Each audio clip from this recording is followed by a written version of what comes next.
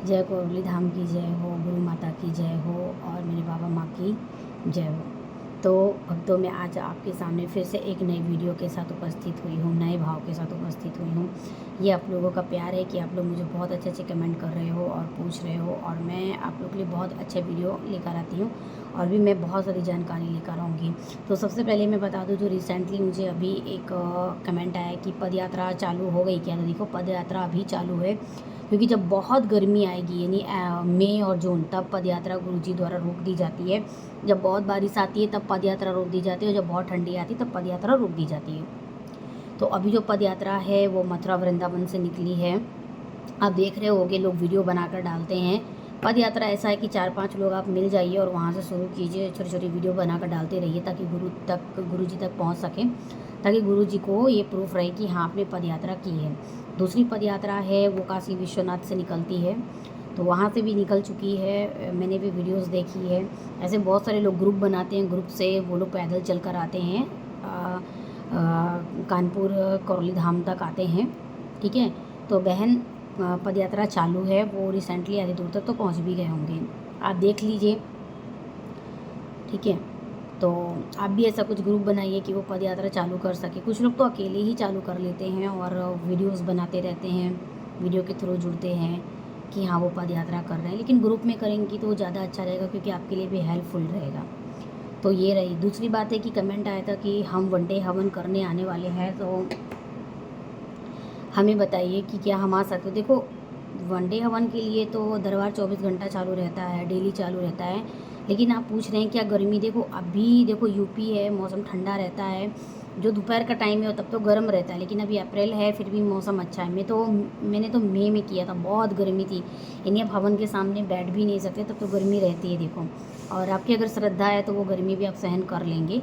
पर जो अभी मौसम चल रहा है फिर भी बहुत अच्छा है कि रात में भी ठंडक रहती है, ऐसा कुछ पता नहीं चलता है, क्योंकि वो तो सुबह में हवन होता है, 8 बजे 9 बजे के बीच होता है, 11-12 बजे तक ख़त्म हो जाता है। इसके बाद वही जो रुद्र अभिषेक होगा, महाकाली का हवन होगा, इसके बाद मरण जो कटता है, स्मृतियाँ कटती हैं, ये सब होता है।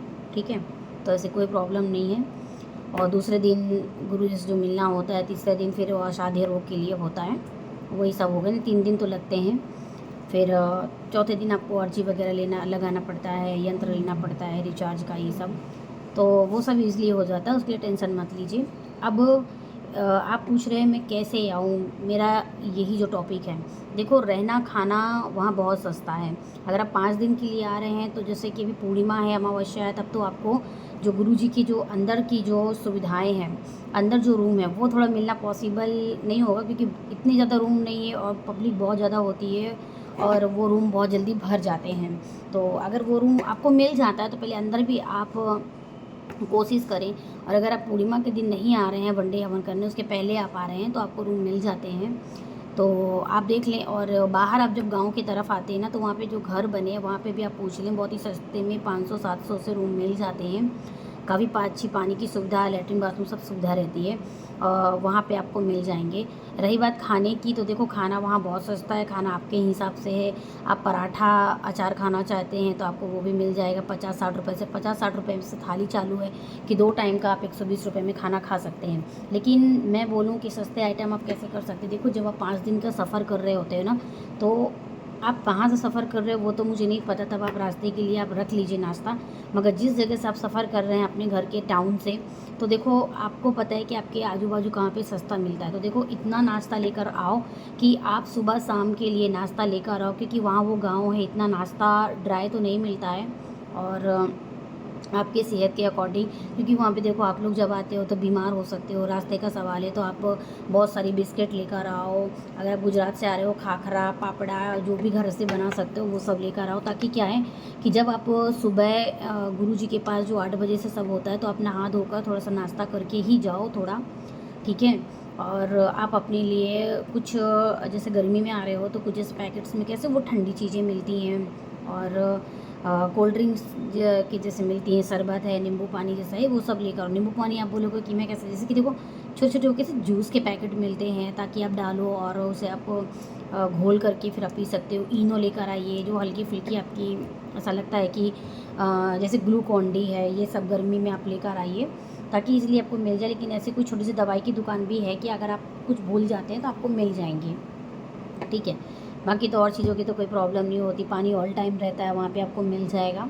तो ऐसी सारी सुविधाएं कि आप अपने हाथ में केयर करके आप चल सकते हो। बाकी जो पैसे हैं, जब आप वनडे हवन के लिए आते हैं तो हो सके तो कैश लेकर आए, कि कई बार आप ऑनलाइन करते हैं तो वहाँ पे आपका इतने अच्छे से नेट नहीं चलता है कि आपकी सारी चीज़ें मतलब ईज़िली ऑनलाइन हो सके और आप सब कुछ ले सकें। तो 10-10 के खुले बहुत सारे लेकर आइए, क्योंकि ब्राह्मण देवताओं को दक्षिणा देनी होती है, बाद में लोग मांगते हैं। देखो दक्षिणा तो आपके अकॉर्डिंग है, ऐसा कोई मांगा नहीं जाता है। 5 रुपये भी दे सकते हैं, 10 रुपये भी दे सकते हो। 10-10 रुपये के हिसाब से आप 2-2.5 हज़ार रुपये लेकर आइए, 10-10 रुपये के हिसाब से इनफ है, वो चल जाता है। लेकिन मेरे पास तो नहीं था, तो कहीं कहीं भी मैंने 1-1 रुपये भी दिया था, कहीं कहीं मैंने 5 रुपये भी दिया, कहीं कहीं मैंने 10-10 रुपये भी दिया था, ठीक है। तो इसलिए इतना हो गया था। फिर रह गया था हमारा खाना खर्चा, तो 5 दिन का हमारा रहने का हो गया था। और खाने खर्चे में भी हम नाश्ते तो लेकर आए थे।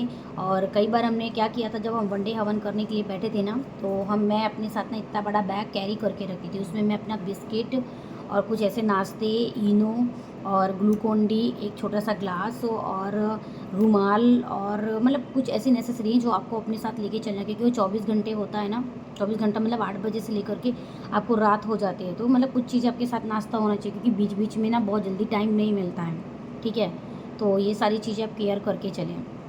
और हो सके तो पानी का बॉटल भी आप अपने साथ रखें। गर्मी है, जैसे ही आप हवन करके उठते हैं तो फिर आपको थोड़ा सा ब्रेक मिलता है, तो आपको जल्दी खाना खाने जाना होता है। लेकिन जब आप टाइम पे जाते हो खाना खाने, तब तक वहाँ पे भीड़ लगी होती है, आप ऐसा टाइम पर आते हो, तो सब कुछ जल्दी करें। लेकिन अनाउंसमेंट होता रहता है कि अब आप यहाँ पर आइए, अब आप मतलब जो फिर नारायण जी का जो हवन होता है बाहर होता है, उसके लिए 2 बजे से होता है, उसके पहले आपको खाना खा लेना होता है। तो देखो जहाँ पे जल्दी जैसा मिल जाए फटाफट वहाँ पे खाना खा लीजिए, कुछ नाश्ते से काम चला लीजिए। तो ऐसा सब आपको करना पड़ता है, ठीक है। तो ये रही तैयारी। और अगर मैं आपको रहना खाना खर्चा बोलूँ, अगर आप 2 लोग आने वाले हो, बाकी लोग देखो घर पर ही रख कर आओ, कोई ऐसा नहीं है कि मतलब उन्हीं को ही वो अगर नहीं आ पा रहे हैं तो कोई प्रॉब्लम नहीं होती है, ठीक है। तो यही रही वीडियो, आई होप कि आपको सब समझ में आया होगा।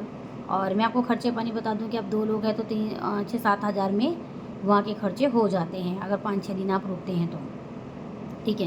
यानी 7-8 हज़ार रुपये बहुत है, 10 हज़ार तो मान लीजिए, ठीक है। फिर ये सब आपके हो जाते हैं। तो आई होप कि आपको ये वीडियो पसंद आई होगी। पसंद आए तो लाइक और सब्सक्राइब करना ना भूलें, और सबके साथ शेयर कीजिए ये वीडियो, ताकि ज़्यादा से ज़्यादा लोगों को इसकी जानकारी हो सके। नेक्स्ट वीडियो में मैं आपके साथ फिर से मिलती हूँ। जय माता की।